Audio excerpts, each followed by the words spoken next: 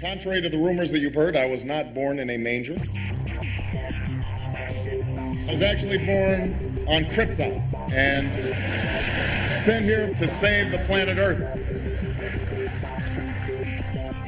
We cannot continue to rely only on our military in order to achieve the national security objectives that we've set. Everybody somewhere between the ages of 18 and 25 will serve 3 months of basic training. We've got to have a civilian national security force that's just as powerful, just as strong. Yes, we can. Obama's healthcare plan will include coverage of all essential medical services. Yes, we can. Obama is a cruel hoax. He works for Wall Street. He's an agent of finance capital.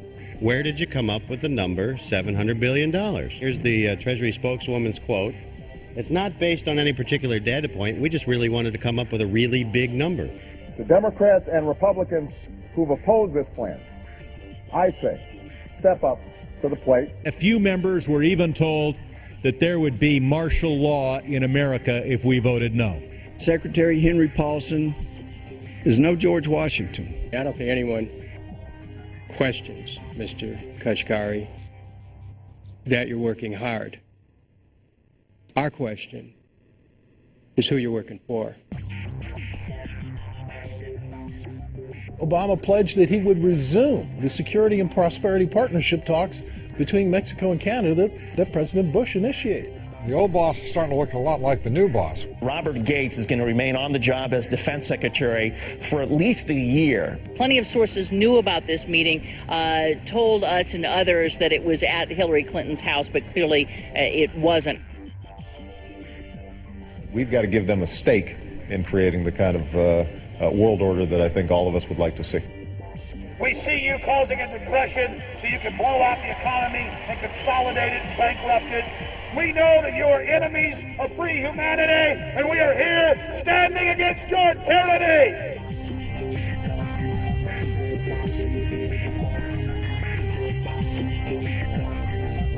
The Obama deception. The truth strikes back.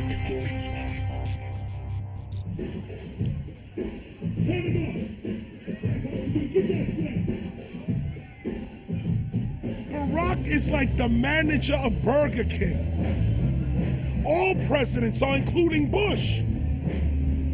It's like this: when your fries are cold, if your burger is not done right, you go back to Burger King, America, or your government, and you say, my burger's cold, I want new fries. First, you go to the cashier, that's the courts. You argue to the courts.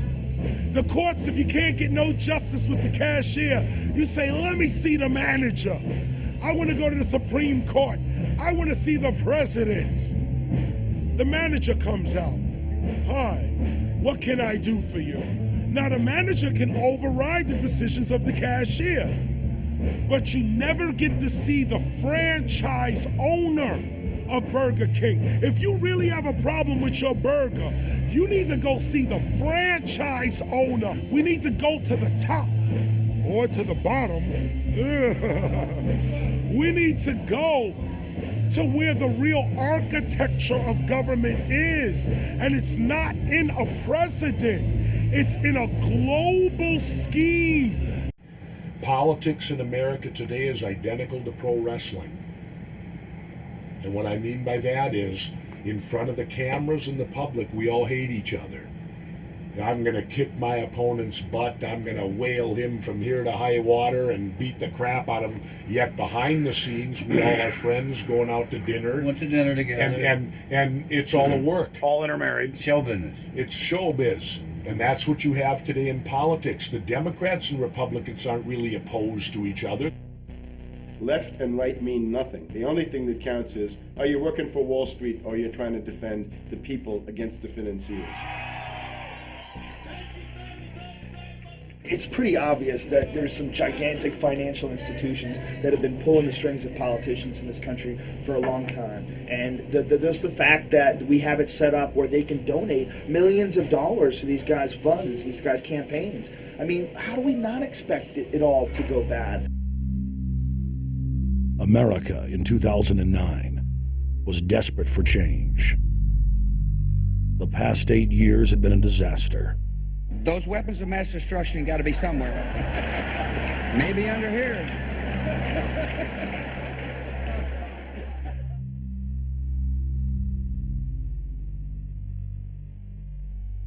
George W. Bush, who had claimed to be a conservative, had tripled the size of the federal government, shredded the Constitution, and destroyed the image of the United States worldwide. Nope, no weapons over there. Endless wars, over 1 million dead Iraqis, and more than 5,000 dead U.S. troops. The Patriot Act, warrantless domestic wiretapping and spying, the end of Posse Comitatus, the rise of the treasonous North American Union, a deepening recession sliding towards total economic collapse. These factors and other abuses had the American people in a state of panic for their future and the very existence of the United States. The elite were in trouble. The people were beginning to see through their facade, past their front man, and to the ruling elite behind the throne. For the first time in U.S. history, both parties were universally hated. Congress had a 9% approval rating. The globalist agenda had stalled. And then, onto the scene came a man who promised change. Change we could all believe in. Barack H. Obama promised to end the war and bring our troops home fast. He pledged to uphold the Constitution and to stop the federal government from spying on the American people. Candidate Obama told American workers that he was going to get them out of NAFTA and GATT, and he's already breaking those promises. In this film, we will prove that Obama says one thing and does another, and that he works for the very same elite interests that Bush served, the very interest engineering the financial collapse and formation of a dictatorial world government. This film is not about left or right. It is nonpartisan. Our past documentary films are among some of the most damning indictments of George W. Bush and his administration that have ever been made. If humanity has any hope of effecting real change for the better, it will not come from the Madison Avenue false reality makers who have cast Barack Obama as the savior of the world. To alter our course from tyranny to liberty, to defeat the corrupt elite, we must get past the puppets and confront the real power structure of the planet. Now we can see a new world coming into view. A world in which there is the very real prospect of a new world order. Webster Griffin Tarpley is an accomplished geopolitical analyst and historian. Among his scholarly works are the unauthorized biographies of George Herbert Walker Bush and Barack Hussein Obama. Since Bush the elder made his speech at the United Nations back in September of 1990 talking about the New World Order, I think I've become confused about what's actually going on in the world. The New World Order is a more palatable name for the Anglo-American world empire. It's the planetary domination of London, New York, Washington over the rest of the world. It's hard to get people to join that or think they have a part in it if you call it the Anglo-American world empire. If you call it the New World Order, then people in India or someplace like that or the European Union might think, well, there's something in that for us too. But that's not what it is. It's the Anglo-American New World Order. It's really the old world order. It's the British Empire morphing into the American Empire. The U.S.-British world empire is what you're going to get. Combines of powerful men have always battled with each other over the levers of power. Gerald Celente is recognized as one of the world's foremost trends forecasters and is the founder of the Trends Research Institute. People that are knowledgeable know that the fight that this country has been waging since its inception is for the central bankers not to take over the country. And that's why people like Andrew Jackson were elected. And that's why people revere people like Thomas Jefferson and others.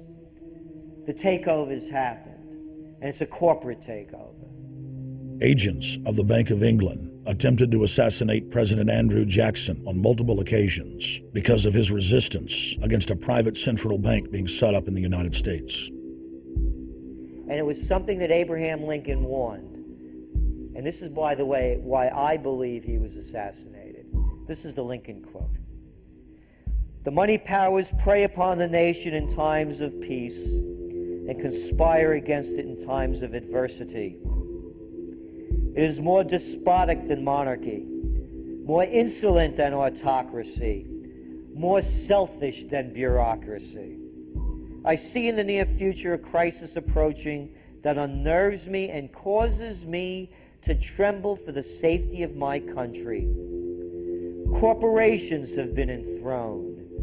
An era of corruption will follow, and the money power of the country will endeavor to prolong its reign by working upon the prejudices of the people until the wealth is aggregated in a few hands and the republic is destroyed. Wall Street has killed Main Street.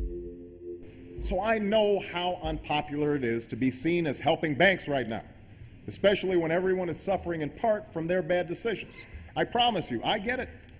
Up until about the Kennedy assassination and the beginning of the war in Vietnam, the United States is a very powerful engine for world progress. It's the assassinations, the Kennedy assassination, and the others in the 1960s, the beginning of the Vietnam War, and the beginning of the absolute domination of the Wall Street group over every other interest. Nobody else counts except the Wall Street money masters. That has now made the United States into no longer a force for progress, but something very different, often a force for destruction in the world. The military-industrial complex has taken over the country along with the Wall Street gang. If you look also at the people that Obama has put on his appointments list, it's all Wall Street. It's government of Wall Street, by Wall Street, and for Wall Street. There's nobody from heavy industry. There's nobody from the auto sector, nobody from Silicon Valley, nobody from big oil, nobody from defense, no labor, no women, no retirees, no small business, nothing. It's pure Wall Street. The only people who have a voice in Obama's councils are Wall Street finance oligarchs. That's all there is. Nobody else counts for anything under Obama. It's the most extreme Wall Street administration we've ever had.